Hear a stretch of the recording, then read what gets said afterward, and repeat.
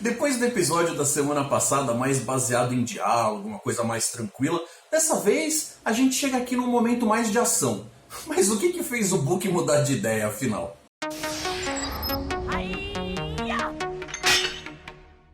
Salve Teletrekkers, Heitor Teixeira trazendo mais um vídeo pra vocês pra gente analisar Star Trek Discovery com esse episódio Santuário. Então vamos lá bater um papo. Eu vou começar falando algo bem rapidinho aqui de forma geral, mas eu vou muito cedo pular para os spoilers. Eu aviso vocês quando chegar a hora. Que essa terceira temporada teve uma pegada diferente das anteriores. Eu acho que a essa altura do campeonato não é mais segredo para ninguém. Mas é interessante ver que de tempos em tempos alguns episódios espalhados por aqui a gente vê que eles têm um jeito mais parecido com a mecânica dos episódios anteriores, das outras temporadas que já se passaram. O que eu acho um pouco engraçado, né, algo que a gente deveria trazer aqui para comentar, é que justamente o fato de ele ter ficado assim com uma cara mais episódica, que agradou muita gente, inclusive a mim, parece que é justamente o motivo de reclamação da galera que gostava do jeito que estava antes. Então é meio aquele negócio de parece que não dá realmente para agradar todo mundo. Então eu vou seguir aqui tentando fazer uma análise crítica o mais isenta possível, apesar de estar colocando sim as minhas opiniões. Eu vou tentar ser justo com tudo que eu coloco, sem ficar atacando gratuitamente qualquer coisa em relação a essa série, ou ficar dizendo que tudo é maravilhoso simplesmente pelo fato de que sim. Eu espero que vocês curtam esse vídeo e no final deixem aquele comentário esperto para eu saber o que vocês estão achando. Combinado? Beleza? Então vamos para os spoilers. Se você não assistiu o episódio ainda, talvez você queira voltar em outro momento para eu não estragar nenhuma surpresa. A Jojo tá agindo estranho, mais do que o normal dela inclusive. Desde aquele papo com o tiozinho de óculos interpretado pelo David Cronenberg, e seja lá o que for, parece que está afetando ela biologicamente. Tipo, daqui a não muito tempo ela vai estar sofrendo de forma severa com essa parada. O Dr. Culber oferece ajuda, mas tem que ser bem persuasivo com essa pentelha para conseguir fazer ela baixar a guarda e largar de ser turrona, pelo menos por um tempinho. A Philippa Georgiou do Universo do Espelho nunca foi do meu agrado. A Michelle Yeoh é uma tremenda de uma atriz, eu só acho que ela está sendo muito mal explorada aqui.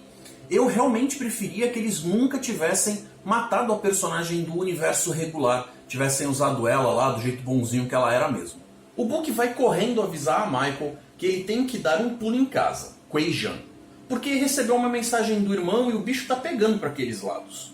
A viagem é demorada e perigosa, então a opção é trocar uma ideia com o Almirante Vance. Ele explica que tem umas criaturas marinhas lá que estão avançando para a terra seca e destruindo as colheitas, e que a cadeia Esmeralda oferece um jeito de repelir esses bichos. Mas agora a Oriana bandidona tá aprontando das suas, com sua organização criminosa, assim como em dezenas de outros mundos pré-warp, o que gera um problema sério por causa da primeira diretriz. E é por isso que o Saru dá a sugestão deles irem como observadores, ou seja, sem interferir, e sair de lá se algo der errado. Acho que esse almirante não está assistindo a série. A Michael está indo. Você acha mesmo que vai correr tudo de acordo com o plano?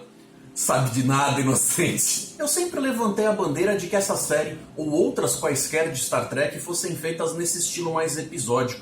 Então não é que eu esteja reclamando, mas nesse episódio aqui a gente sente que eles estavam propondo uma coisa com a trama principal e de repente eles entregam um episódio com uma cara mais de filler ali, só para preencher, quase aquilo que a galera chama de encher linguiça.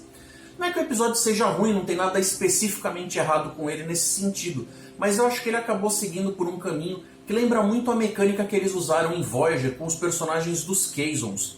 Não exatamente em relação à cultura ou comportamento dos personagens, mas pela falta de carisma mesmo. Em Hunhal, o Tolor está explicando para a tia malvadona o porquê que ele pisou na bola e deixou o Rim, o Andoriano, escapar quando rolou a fuga dos escravos do Ferro Velho. Ela pagou uma de compreensiva, mas o cara se liga que tá salsifufu num instante. Lembra dos Transforms? Pois é. Eu achei essa vilãzinha bem generiquinha e a violência que aparece aqui também achei desnecessária. Mas nada do outro mundo, dá pra conviver com a cena. O detalhe é que eu achei essa maquiagem que estão usando nos Orianos, nos verdinhos, que parece que deixou meio que os atores com uma cara mais engessada.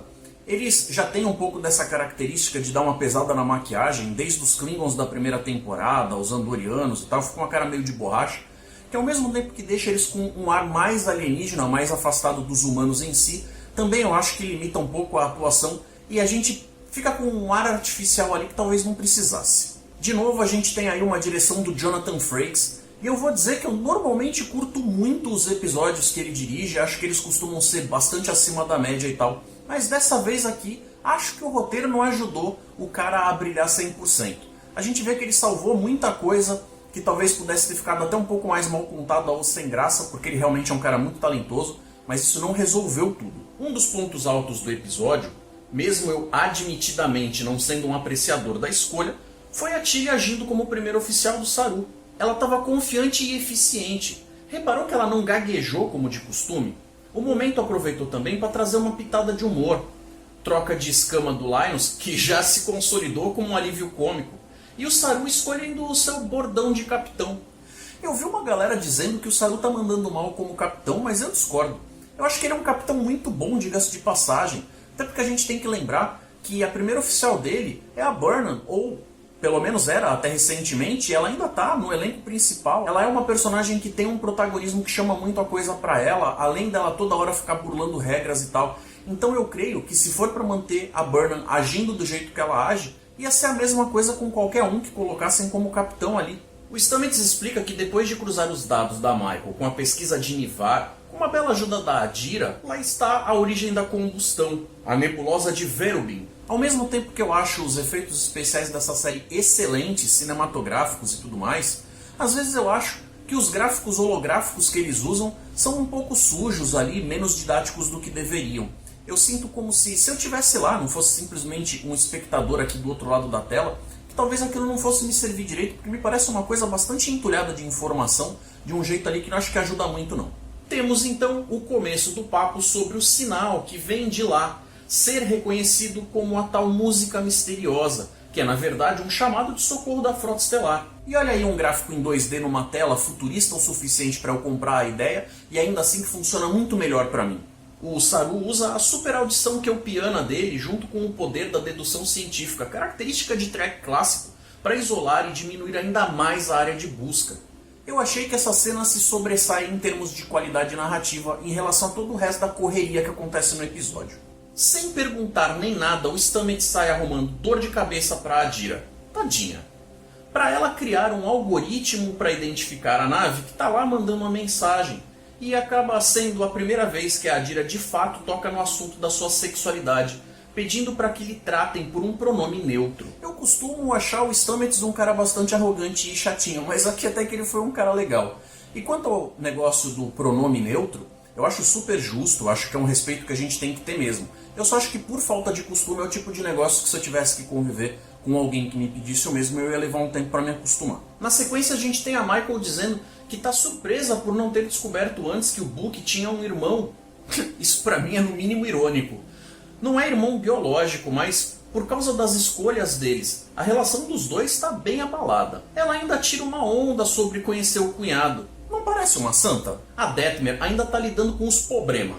E pediu para arrumarem a interface dela de um jeito que isso ajude a melhorar a sua performance. E isso vai ter um desdobramento um pouco mais pra frente no episódio. Em relação à relação dela com a Wozekun, é o tipo da coisa que eu acho que a essa altura do campeonato a gente já tá com a coisa estabelecida bem o suficiente pra gente ver que tem algo ali a mais do que apenas uma amizade. Então se lá pra frente eles resolverem que elas têm um relacionamento amoroso ou algo do gênero, a gente não pode dizer que foi pego de surpresa. O Saru mete um execute e a galera fica com cara de bolinho. Relaxa, cara, uma hora tu pega o jeito. Olha a tal leveza que eu sempre defendi aparecendo aí.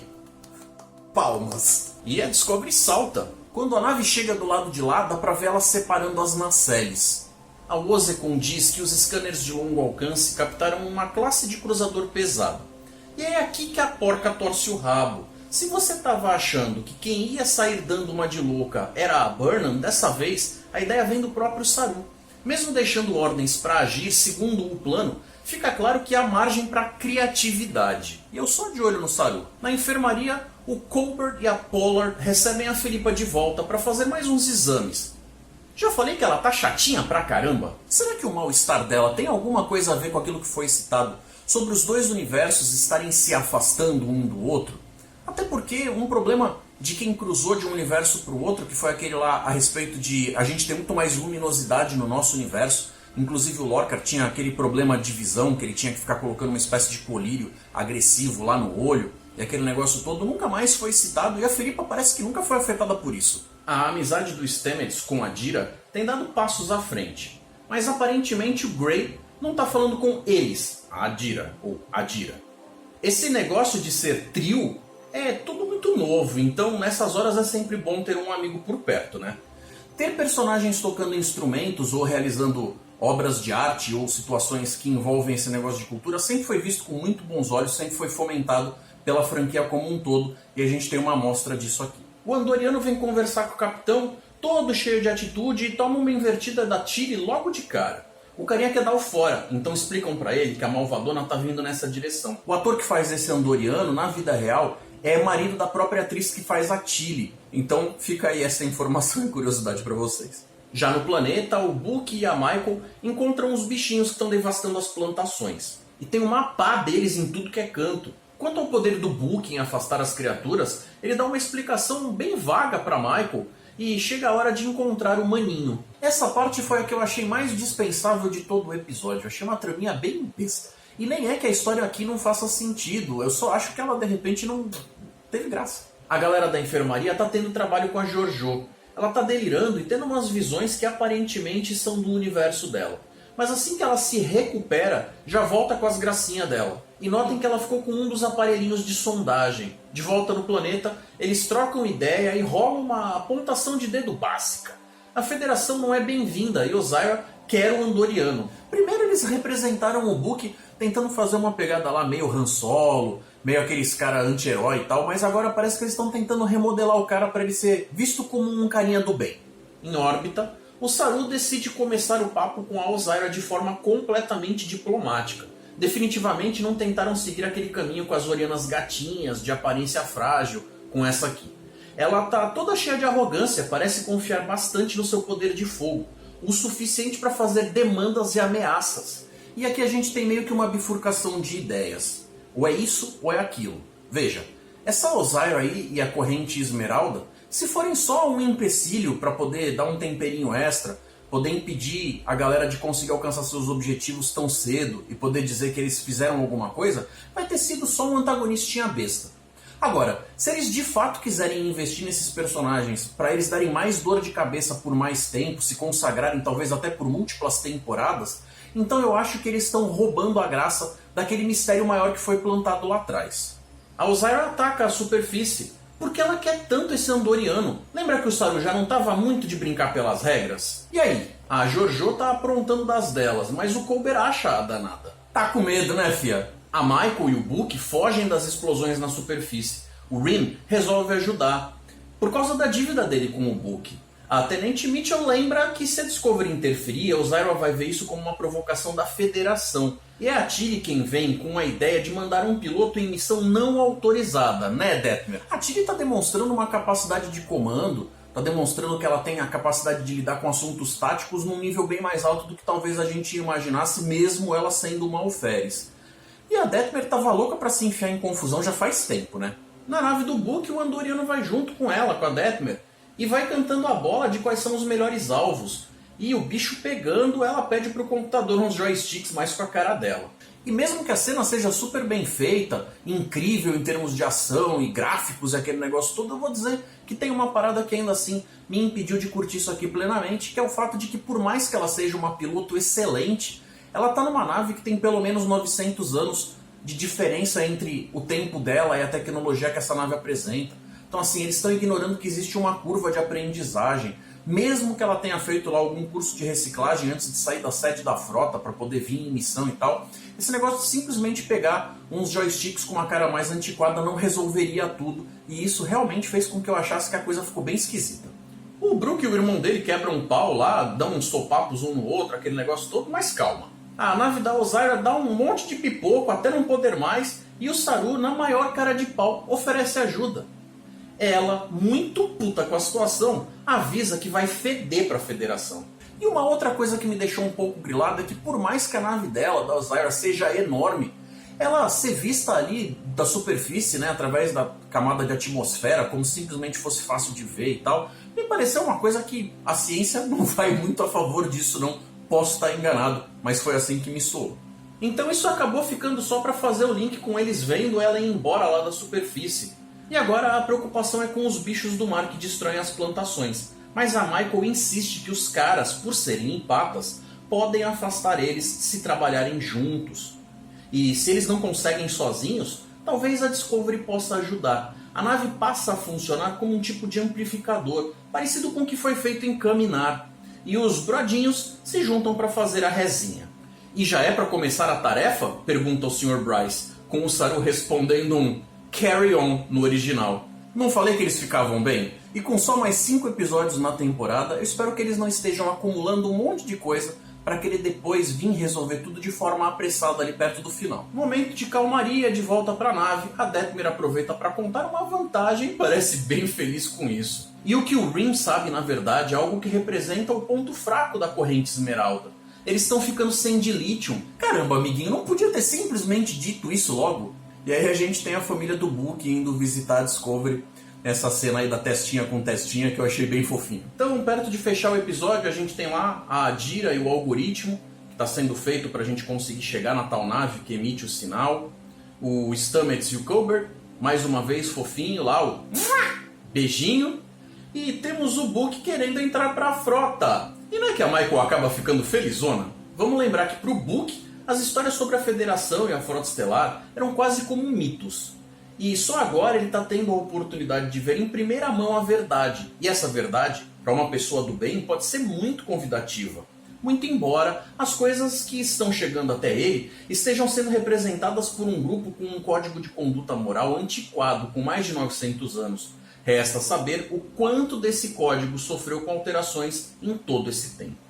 O episódio tem lá seus altos e baixos, tem alguns bons momentos, mas no geral eu acho que ele foi um dos mais fracos da temporada até agora. Uma coisa que me deixou bastante satisfeito é que a gente teve um bom equilíbrio entre a dinâmica dos personagens. A Michael conseguiu não roubar a cena de ninguém, todo mundo teve um pouquinho de chance de brilhar ali, teve seus momentos. E eu acho isso muito interessante porque a gente tem personagens interessantíssimos ali que merecem sim ser construídos para a gente poder ter histórias ricas que não sejam centradas apenas em um personagem. Então eu vou pedir para vocês se manifestarem com um like ou dislike aqui, deixar um comentário, sintam-se livres para compartilhar esse vídeo e se você ainda não é inscrito no canal, vem fazer parte da família na tela. Não esquece de ativar aí as notificações para o YouTube avisar vocês dos lançamentos de novos vídeos. Que por sinal eu estou deixando 2 aí na tela para vocês escolherem e seguir aproveitando o conteúdo. Um forte abraço, galera.